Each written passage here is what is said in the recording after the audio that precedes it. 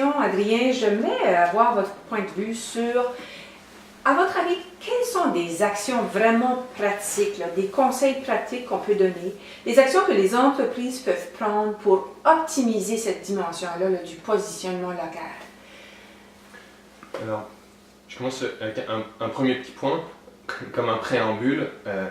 Achetez un iPhone, achetez une tablette, utilisez votre compte Facebook personnel n'importe quand vous êtes plus avec votre chapeau de chef d'entreprise, mais votre chapeau de consommateur à acheter des affaires, à chercher des affaires, chercher des recommandations. Faites-le comme les internautes le font, et puis vous allez réaliser les choses que vous aimez ou les choses que vous n'aimez pas. Et on espère derrière que vous en tirez des leçons pour votre business, pour ressembler à ces commerces qui ont des pratiques que vous aimez versus ceux que vous n'aimez pas. Maintenant, en termes de local, très, très spécifiquement, donc vous savez que ça vous prend un site web bien référencé, ça c'est un aspect. L'autre aspect, si on veut sortir sur Google Maps, sur Apple Maps et être vu comme une business locale, ça prend qu'il y ait une certaine proéminence de votre entreprise. Donc ça veut dire que localement, est-ce que votre entreprise est inscrite dans les annuaires en ligne comme le site web pagejaune.ca, le site web canpages.ca ou n'importe quel autre site qui liste des entreprises dans une région donnée? Est-ce que vous y êtes? Est-ce qu'il y a des mentions de votre entreprise sur le web local? Le web local étant la journée qu'un journal de votre région publie sur son site web un article. Il a fait le choix de mentionner votre entreprise ou d'être en entrevue avec vous.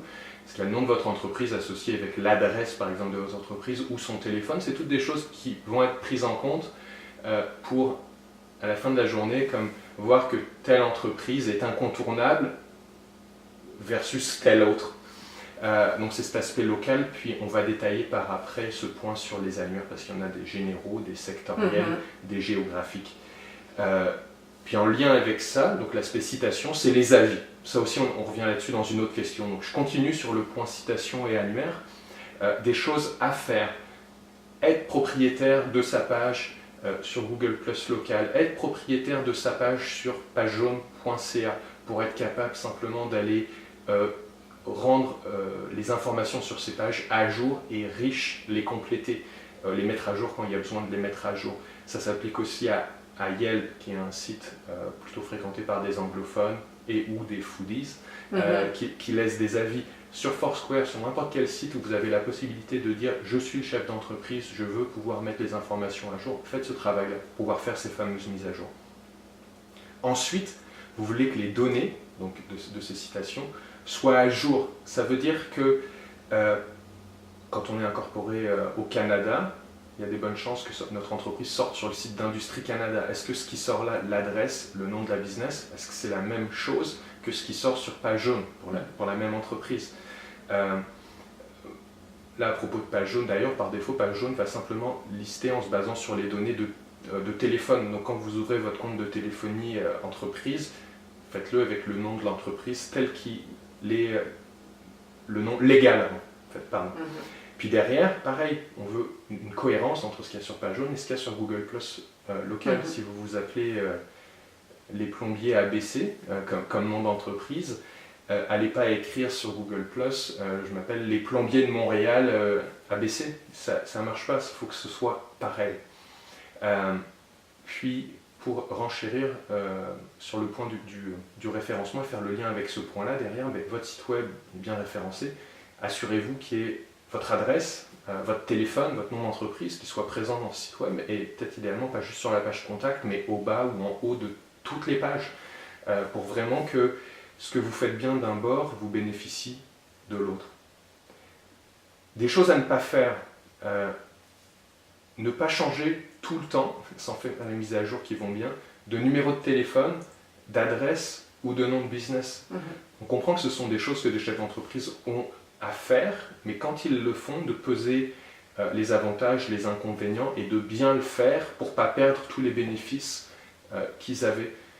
Des tonnes d'exemples de gens qui ont déménagé puis qui ont perdu leur bon positionnement parce que simplement des fois ils se sont retrouvés avec 2 enregistrements puis les engins qui essaient de mettre du sens avec toutes ces données-là voient 2 compagnies différentes alors que c'est la même, elle a simplement déménagé.